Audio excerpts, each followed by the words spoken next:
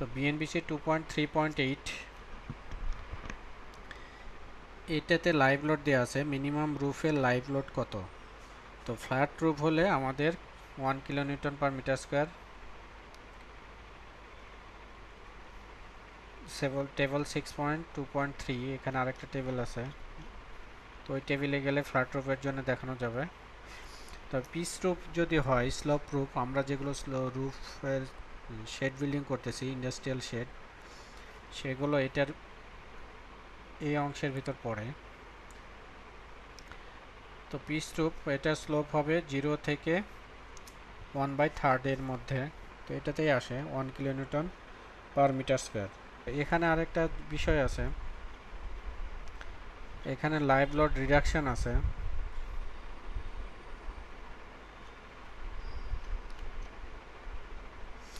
Reduction of live load 2.3.14 এই অপশানে আমাদের লাইভ লোড রিডাকশন করতে পারি। তো এখানে ইকুয়েশন আছে L not is equal R1, LR is equal to L not L R1 R2। তো LRটা কি? Reduced live load per metre square আর দ্য রিডাকশন ফ্যাক্টর R1 এবং R2। তো R1 ইজ ইকুয়াল টু 1 যদি ইন্টার রুফের এরিয়া 18.58 কিলোমিটার স্কোয়ারের যদি কম হয় তাহলে 1, আর যদি 55.78 এর চেয়ে কম আর 18.58 এর চাইতে বেশি হয় তখন 1.2 মাইনাস 0.011 AT অথবা 0.6 যদি 55.74 এর চাইতে বেশি হয়। এবার AT টিউবওয়েল area in metre square supported by any structural member. তো এটা কি? আমাদের এটা হলো আমাদের মেম্বার সাপোর্ট যতটুকু আছে, সাপোজ ধরেন এইখানে একটা এই এরিয়া, এখান থেকে এই পর্যন্ত এখানে সাপোর্ট আছে, এখানে সাপোর্ট আছে। তো এই এরিয়াটা মানে এই কলাম থেকে এই কলাম আর একটা এই বে স্পেসিং, এই এরিয়া। তো এই এরিয়াটা আমাদের যা হয় যেটার ভিতর পড়বে যেই কন্ডিশনের, সেই কন্ডিশন নিয়ে আমাদের এই ক্যালকুলেটটা করতে হবে। তো নর্মালি আমাদের যদি রিডাকশন করতে হয় তাহলে 0.6 মিনিমাম, এটা 0.6 এর কম হবে না।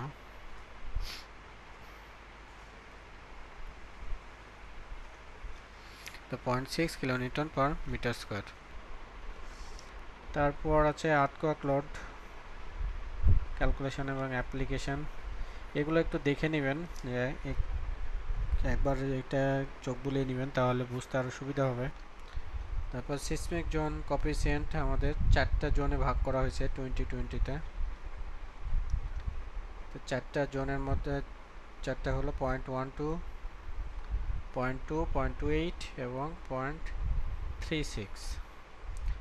4টা জোন কোএফিসিয়েন্ট এটা। তবে এখানে টেবিল আকারে দেওয়া আছে। তো সাইট ডিপেন্ডেন্ট সয়েল ফ্যাক্টর, এটা এগুলো লাগবে। এস হলে এস কত, টিবি কত, টিসি কত, টিডি কত, তো এই টেবিল ধরে ধরে আমরা ক্যালকুলেট করব। ইম্পর্টেন্স ফ্যাক্টর দেখো, অকুপেন্সি ক্যাটাগরি 1, 2 এর জন্য 1, 3 এর জন্য 1.25 আর 4 এর জন্য 1.5।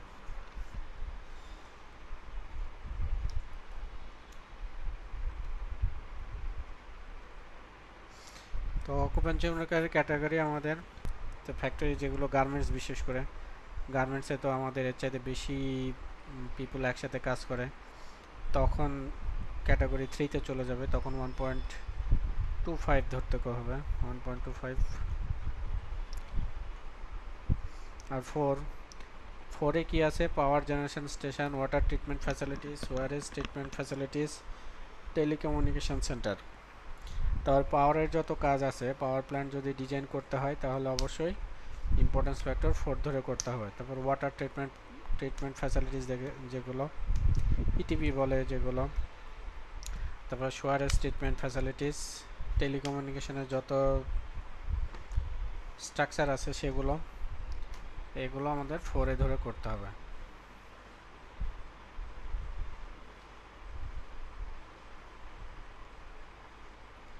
তারপর জেল যেগুলো আছে, জেল, তার ডিটেকশন ফ্যাসিলিটিস। হেলথ কেয়ার আমাদের কোথায় যাবে? হেলথ কেয়ার 3-এ যাবে। মেডিকেল যদি ডিজাইন করতে হয় তাহলে 3 ধরে করতে হবে। তো সিসমিক ডিজাইন ক্যাটাগরি, তো আমাদের কি কি আমরা ডিজাইন করতে পারবো, এটা একটা বড় একটা ফ্যাক্ট হয়ে এখন দাঁড়াইছে। তো জোন 1-এ যেগুলো জোন 1-এ পড়ছে সেটা আমরা বি ক্যাটাগরিতে করতে পারি। জোন 2-তে সি করতে পারি, এসসি পর্যন্ত, কিন্তু আমাদের সব এসডি প্রোফাইলে পড়বে। তো এসডি যদি হয় ম্যাক্সিমামই ডি ক্যাটাগরির আমাদের ডিজাইন করতে হবে, সিসমিক ডিজাইন ক্যাটাগরি ডি। তো এটা সবচাইতে বেশি সিসমিক্যালি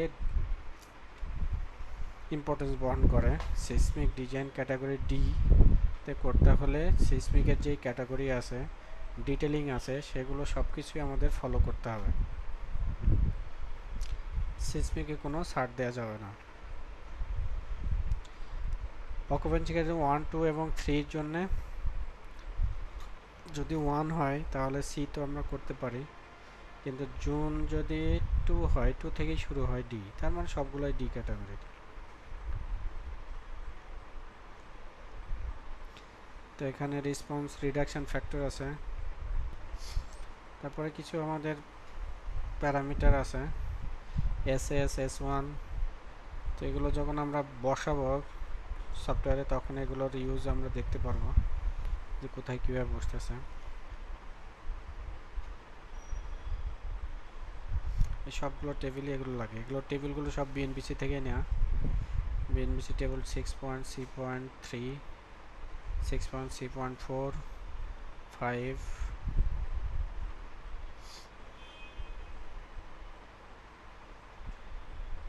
city value, concrete moment resisting ফ্রেমের জন্য 0.0466, স্টিল মোমেন্ট রেজিস্টিং ফ্রেমের 0.724, ইসেন্ট্রিক্যালি ব্রেস স্টিল ফ্রেম যদি হয় 0.0731, আর অল আদার স্ট্রাকচারের জন্য 0.0488।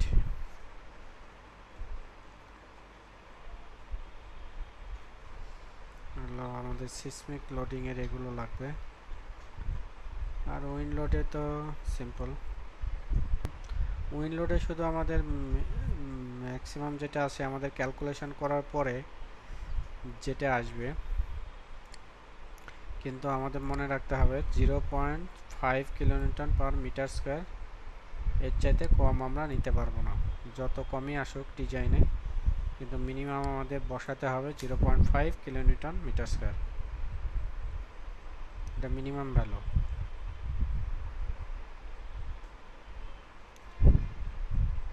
তারপর বিল্ডিংয়ের আমাদের এক্সপোজার আছে, ক্যাটাগরি আছে, ইনক্লোজ বিল্ডিং, এই টাইপের সবগুলো ইনক্লোজ থাকবে, তারপর পার্শিয়ালি ইনক্লোজ,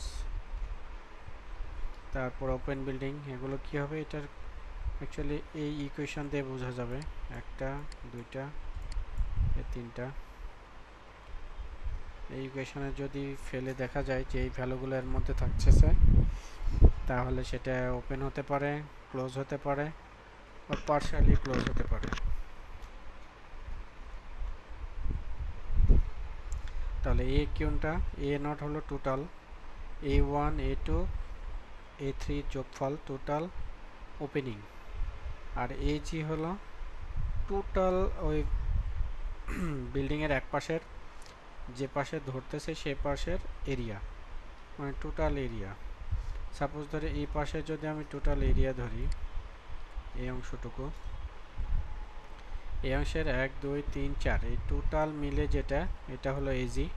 আর এখানে যদি মাঝখানে আমার ইয়ে থাকতো, এখানে ওপেনিং থাকতো, তাহলে এই 1 2 3 4 চারটা ওপেনিংয়ের যোগফল হলো এ নট, আর এজি হলো টোটাল গ্রস এরিয়া, আর এটা হলো opening E1 plus A2 A3। তো এটা যদি এখন এরকম হয়, এইটার সাথে যদি মিলে যায়, তাহলে তখন আমরা ওপেন অথবা পার্শিয়াল ওপেন অথবা ক্লোজে আমরা ডিফাইন করতে পারবো।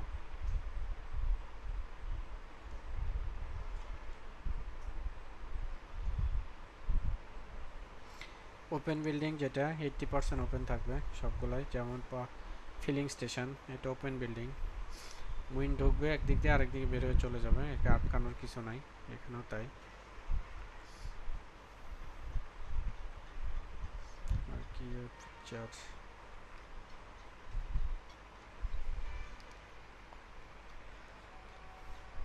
এটার ইকুয়েশন আগের মতোই অনেকটাই।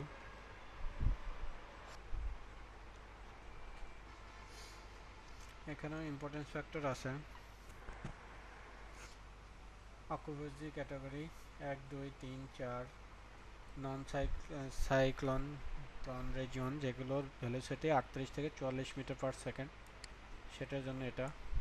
আর যদি 44 মিটার পার সেকেন্ডের চাইতে বেশি হয় তখন এটা।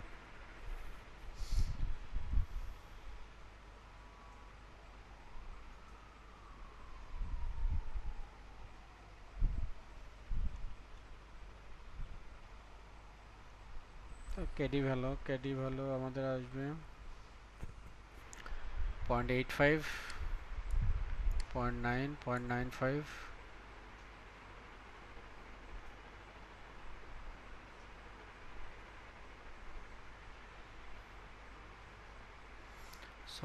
সলিড যদি থাকে পুরোটাই 0.5, open sign lattice 0.85, truss tower triangle 0.85, এর ডিফারেন্স নাই খুব একটা, একই দুইটাই। তারপরে সিপিআই ভ্যালু, এটা নিতে হয় আমাদের। দেখেন ওপেন বিল্ডিং এর জন্য 0 0, যেহেতু এটা কোথাও বাঁধবে না, বাধা পাবে না ওপেন বিল্ডিং এ, একদিক দিয়ে বাতাস ঢুকবে আর একদিক দিয়ে বের হয়ে চলে যাবে। আর পার্শিয়ালি এনক্লোজ বিল্ডিং যদি হয় প্লাস মাইনাস 0.55, আর যদি এনক্লোজ বিল্ডিং হয় তাহলে 0.18 মাইনাস 0.18।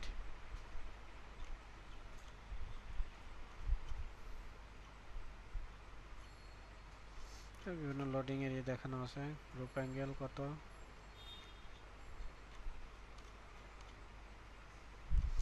আর এখানে কিছু আর্থকোয়াকের ইফেক্ট দেখানো হয়েছে, ভার্টিক্যাল ইফেক্ট, হরিজন্টাল ইফেক্ট। ইফেক্টের কারণে আমাদের সিসমিক লোডের কম্বিনেশন আমাদের কম বেশি হবে। ভার্টিক্যাল ইফেক্টের ক্যালকুলেশন এটা দেখাবো।